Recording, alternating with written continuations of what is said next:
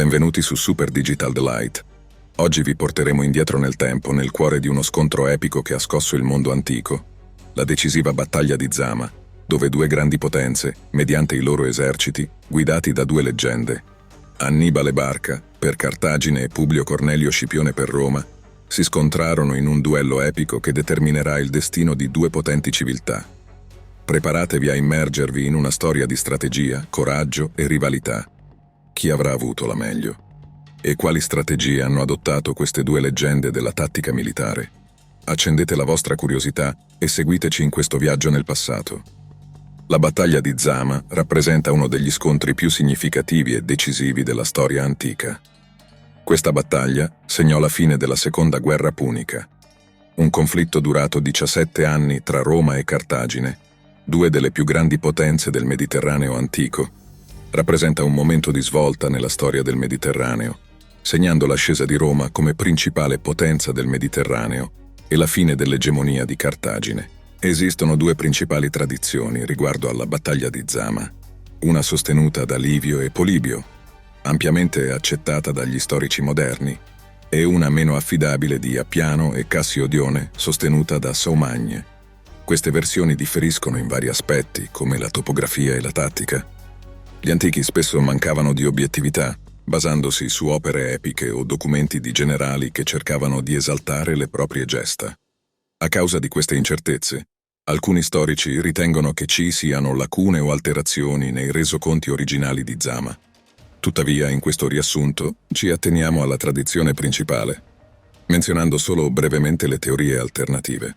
Gli antefatti della battaglia di Zama sono strettamente legati al contesto della Seconda Guerra Punica e alle azioni di alcuni personaggi chiave. La Seconda Guerra Punica ha avuto origine da una serie di tensioni e conflitti tra Roma e Cartagine, principalmente a causa delle ambizioni territoriali e commerciali di entrambe le potenze nel Mediterraneo occidentale.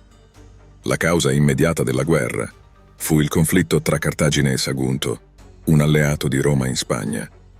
Quando Cartagine assediò e distrusse Sagunto, Roma dichiarò guerra. Questa guerra mise in luce le imprese di uno dei più grandi comandanti e strateghi dell'antichità, Annibale. Figlio di Amilcare Barca, Annibale era un generale cartaginese di grande talento e determinazione. Dopo aver consolidato il controllo cartaginese sulla Spagna, decise di portare la guerra direttamente in Italia. Annibale è noto per la sua audace e strategica campagna militare contro Roma. Roma, pensi di essere al sicuro dietro le tue mura? Non attaccherò come ti aspetti, dal mare o dalla Sicilia. No, ho in mente una rotta che non vedrai arrivare. Attraverserò la Spagna, scalerò le Alpi e invaderò l'Italia dal nord. Sarà la tua sorpresa più amara. Invece di attaccare direttamente Roma dal mare o dalla Sicilia, decise di prendere una rotta inaspettata attraverso la Spagna e le Alpi per invadere l'Italia dal nord. Questa mossa sorprese completamente i romani. Annibale, che porta il conflitto in Italia e sconfigge 4 volte di seguito gli eserciti romani, causando almeno 100.000 tra morti e prigionieri. La sua audace traversata delle Alpi e le successive vittorie contro i romani a Trebbia, Trasimeno e Canne lo resero una minaccia costante per Roma. La battaglia di Canne soprattutto, avvenuta nel 216 a.C., è emblematica, evidenziando l'ingegno tattico di Annibale e lo ha consacrato come uno dei più grandi generali dell'antichità. Tattiche che hanno fatto scuola anche nelle guerre moderne. Utilizzando una tattica di doppio accerchiamento, Annibale riuscì a intrappolare e annientare un esercito romano numericamente superiore, infliggendo a Roma una delle più devastanti sconfitte della sua storia.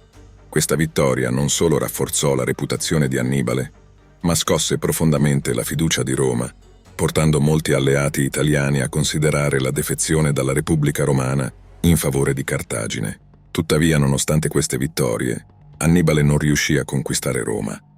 La sua strategia era basata sull'idea di suscitare rivolte tra gli alleati italiani di Roma, ma questo non si verificò come aveva sperato. Inoltre, mentre Annibale era impegnato in Italia, i Romani lanciarono una controffensiva in Spagna e in Africa, mettendo sotto pressione Cartagine.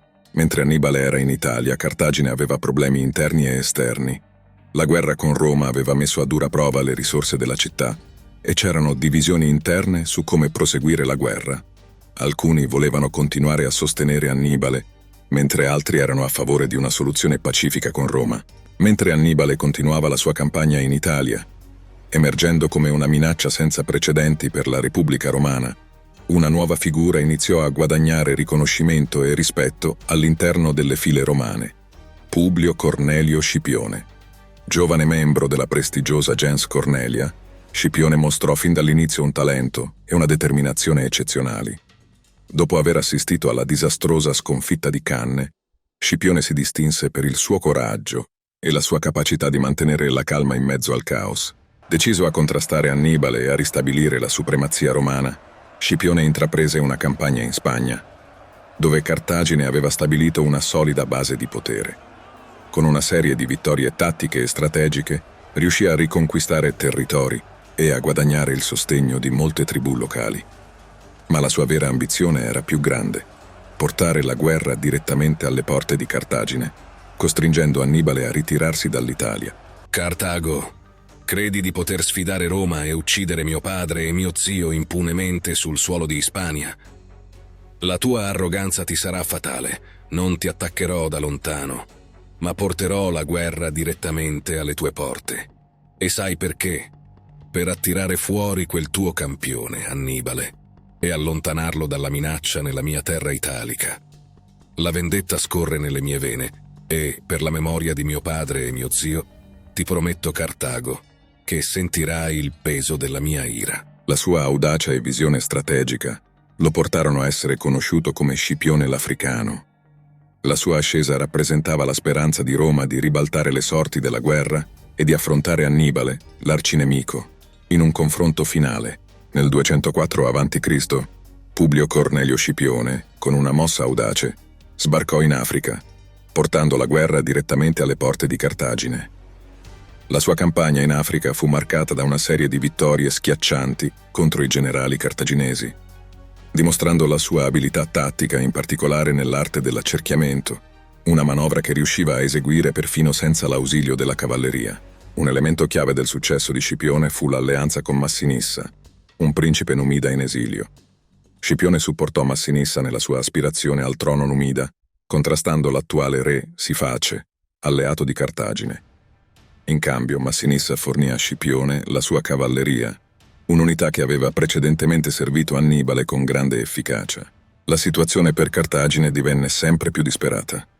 Dopo una serie di sconfitte devastanti, il Senato cartaginese prese la drastica decisione di richiamare Annibale dall'Italia. Annibale, che aveva passato oltre 3 decenni lontano dalla sua patria, tornò in Africa nel 203 a.C. Con determinazione, iniziò a riorganizzare e rafforzare le sue truppe, integrando veterani e nuove reclute, preparandosi per l'inevitabile scontro con Scipione.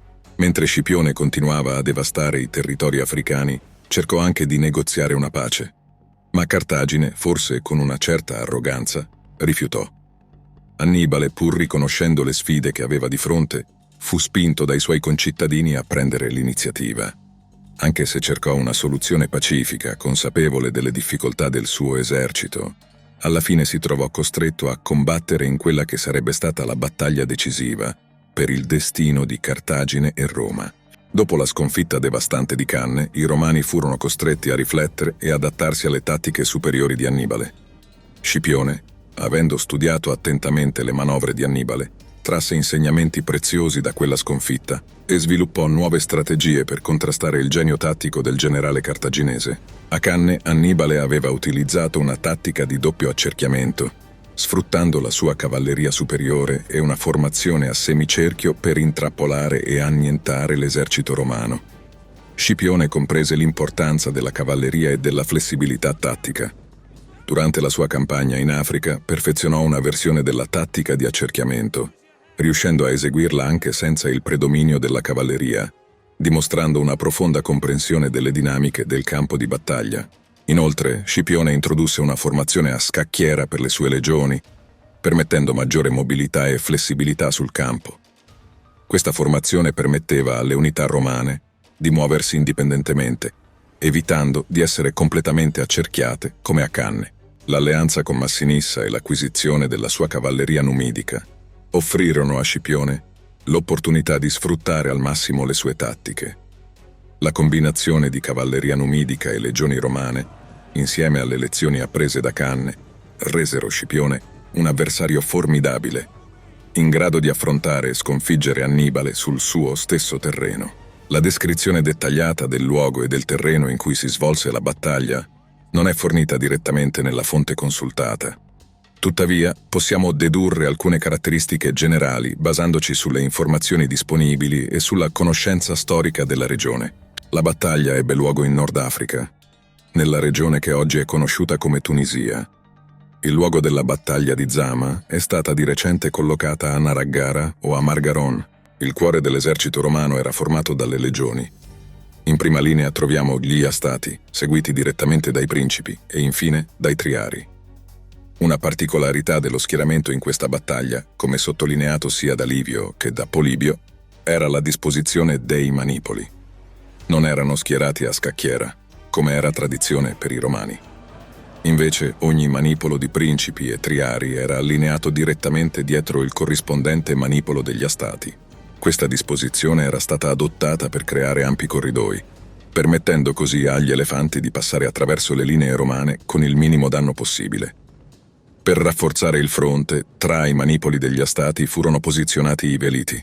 Avevano l'ordine specifico di iniziare la battaglia e, una volta fatto, di ritirarsi rapidamente dietro le linee principali, lasciando liberi i corridoi.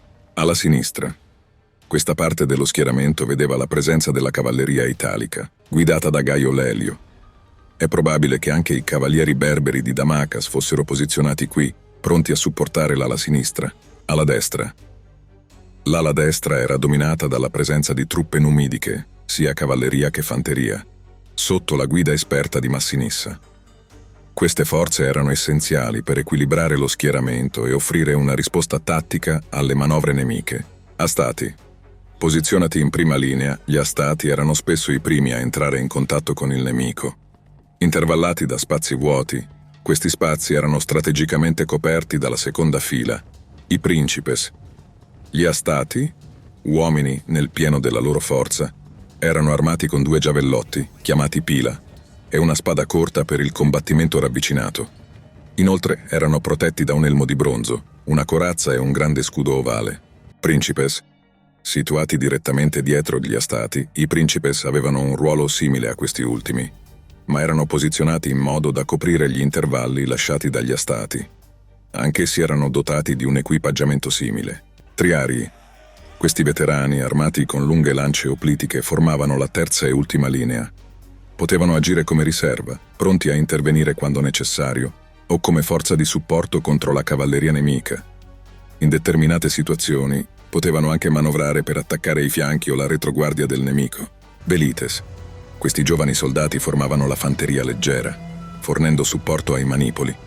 Armati con giavellotti leggeri e una spada corta, erano riconoscibili per il loro elmo di bronzo, spesso adornato con una pelle di lupo e uno scudo rotondo chiamato Parma.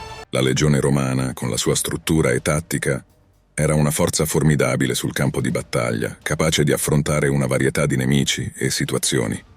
Era la combinazione di addestramento, disciplina e strategia che rendeva la legione romana una delle macchine da guerra più efficaci della storia antica. In totale, le legioni romane erano composte da circa 29.000 uomini, suddivisi tra legionari romani e alleati italici.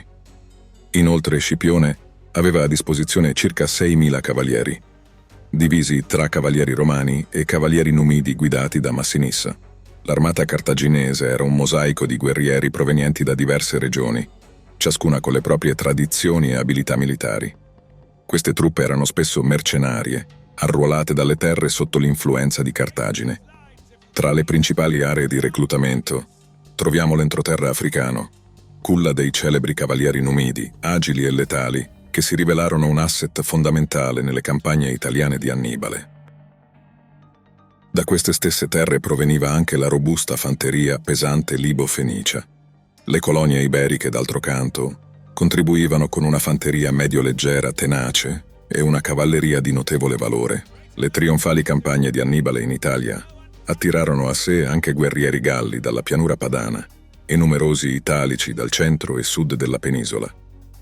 Durante le sue campagne, le truppe di Annibale spesso adottarono e adattarono equipaggiamenti e armi catturate dai Romani, forgiando così un gruppo di veterani che avrebbero poi combattuto a Zama. Questa diversità di truppe e tattiche fece dell'armata cartaginese una forza formidabile e versatile sul campo di battaglia. Lo schieramento cartaginese era composto in questo modo: centro. La formazione centrale dell'armata cartaginese era dominata dalla presenza imponente di oltre 80 elefanti, pronti a sfondare le linee nemiche con la loro mole e potenza. Dietro questi colossi, la prima linea di fanteria era composta dai mercenari, guerrieri arruolati da diverse regioni e pronti a combattere per Cartagine. La seconda linea vedeva la presenza dei libici e dei cartaginesi, truppe fedeli e ben addestrate. Livio menziona anche la presenza di forze inviate dalla Macedonia in supporto ai cartaginesi, guidate dal comandante Soprato.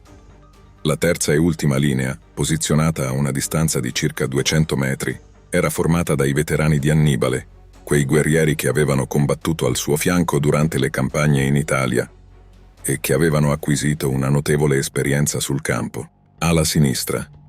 Questa parte dello schieramento era occupata dalla cavalleria numidica, truppe leggere e agili, famose per la loro capacità di eseguire rapide manovre e attacchi su entrambi i fianchi. Alla destra. L'ala destra era riservata alla cavalleria cartaginese, truppe ben addestrate e equipaggiate, pronte a sostenere l'armata principale e a contrastare le manovre della cavalleria nemica. L'esercito cartaginese era composto da circa 50.000 fanti, 4.000 cavalieri e 80 elefanti da guerra. Gli elefanti erano schierati in prima linea, seguiti da 3 linee di fanteria. La prima linea era composta da mercenari, la seconda da milizie africane e la terza da veterani delle campagne italiane di Annibale. La cavalleria cartaginese era schierata sui fianchi.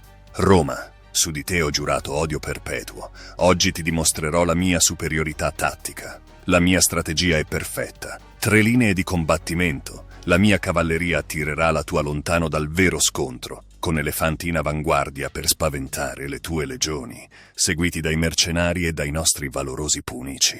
E quando sarai esausto, i miei veterani, i migliori guerrieri di Cartagine, ti daranno il colpo di grazia.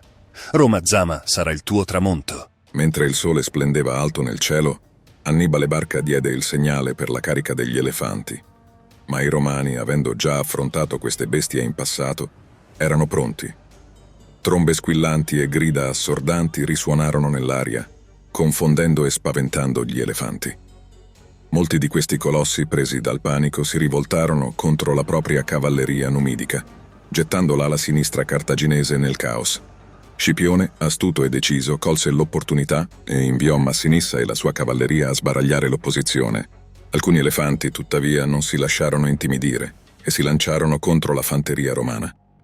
I veliti romani risposero con una pioggia di dardi, costringendo gli elefanti a cercare vie di fuga. Gli astati romani, con una manovra tattica, crearono dei corridoi nel loro schieramento, permettendo ai pachidermi di passare indisturbati.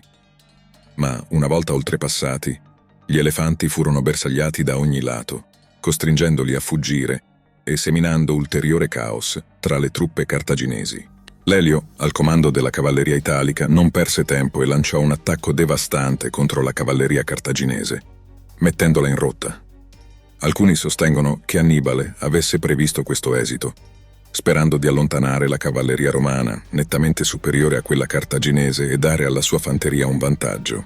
Questa manovra portò infine al confronto diretto tra le unità di fanteria, ma quando le fanterie si scontrarono, la superiorità tattica romana divenne evidente. La fanteria leggera cartaginese fu rapidamente sopraffatta dagli astati romani, ma mentre questi avanzavano, si trovarono di fronte alla seconda linea di fanteria pesante cartaginese, che resistette con determinazione. Scipione, cercando di replicare una tattica vincente utilizzata in precedenza, tentò di estendere le sue truppe sui fianchi per circondare l'esercito di Annibale. Tuttavia, i veterani cartaginesi, posizionati strategicamente da Annibale come riserva, impedirono ai romani di completare la manovra. Il campo di battaglia, ormai disseminato di caduti, rese difficile per Scipione eseguire la sua strategia. L'ingegno di Scipione entrò in gioco però quando estese il suo fronte, cercando a sua volta di evitare un accerchiamento. Ma la situazione divenne critica quando i veterani di Annibale entrarono in battaglia mettendo a dura prova la resistenza romana. I Romani dovevano affrontare un nemico numericamente superiore e più riposato. Proprio quando sembrava che i Romani fossero sul punto di cedere, il rumore degli zoccoli riecheggiò sul campo di battaglia. Lelio e Massinissa, avendo disperso la cavalleria cartaginese, tornarono in campo caricando alle spalle delle truppe di Annibale. Il corso della battaglia cambiò all'istante. I cartaginesi furono accerchiati e messi in fuga, segnando la fine dell'egemonia di Cartagine nel Mediterraneo. Annibale aveva sperato di logorare i Romani attraverso una serie di scontri con diverse linee di truppe, ma Scipione, con la sua astuzia e la determinazione delle sue legioni, riuscì a ribaltare la situazione. Nonostante la sconfitta, Annibale e un piccolo contingente di cartaginesi riuscirono a fuggire. Ma la battaglia di Zama sarebbe rimasta nella storia come un esempio di genio tattico e determinazione. Annibale, infatti, cercò di condurre una battaglia basata sull'usura, data la composizione delle sue truppe. Il suo disegno tattico prevedeva che i Romani fossero indeboliti attraverso 3 fasi di combattimento, affrontando prima gli elefanti, poi i mercenari e infine le reclute puniche, prima di misurarsi con i suoi veterani più esperti. Questo sottile gioco di forze e tempi fu tuttavia alterato da Scipione, che, sfruttando la determinazione delle sue legioni, addestrate e desiderose di vendetta dopo la perdita a Canne, riuscì a ribaltare la situazione a suo vantaggio. Le cifre della battaglia sono eloquenti. I Romani ebbero circa 4.000 caduti, mentre i cartaginesi subirono perdite molto più pesanti. Circa 24.000 uomini e altri 10.000 furono catturati. Sebbene Annibale sia riuscito a sfuggire dal campo di battaglia, il suo cammino era ormai segnato. La sconfitta non solo decimò il suo esercito, ma cancellò anche il rispetto e la stima che aveva guadagnato durante la guerra, minando la fiducia che Cartagine aveva in lui. Il 29 ottobre Scipione accolse i rappresentanti cartaginesi per discutere i termini della pace che Roma poté stabilire senza compromessi. Cartagine, oltre a perdere definitivamente l'Ispania, fu costretta a ridimensionare il suo ruolo nel Mediterraneo, diventando un alleato subalterno di Roma. La sua potenza militare fu drasticamente ridotta, la flotta limitata a 10 triremi e gli elefanti da guerra confiscati. Non poté più arruolare mercenari o dichiarare guerra senza il permesso di Roma, e fu obbligata a pagare una pesante indennità per i successivi 50 anni. La sconfitta pesò enormemente su Annibale. Dopo essere stato marginalizzato, nel 195 a.C. si ritirò in Asia. Dopo anni di esilio, per evitare di cadere nelle mani dei Romani, scelse di porre fine alla sua vita bevendo un veleno che, secondo alcune storie, aveva nascosto in un anello per anni.